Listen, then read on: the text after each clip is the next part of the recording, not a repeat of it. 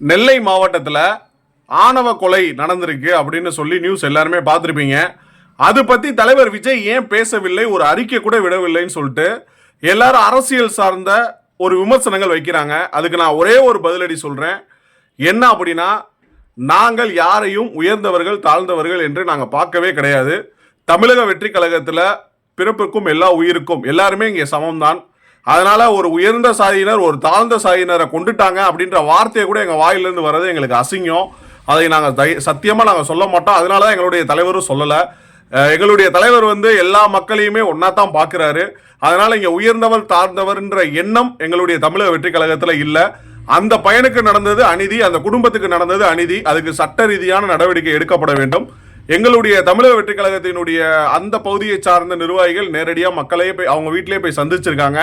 அதனால தேவையில்லாம அரசியல் காரணத்திற்காக விஜய் இழுக்க வேண்டாம். அவர் நல்லவர், நல்லதை மட்டும்தான் செய்வார்.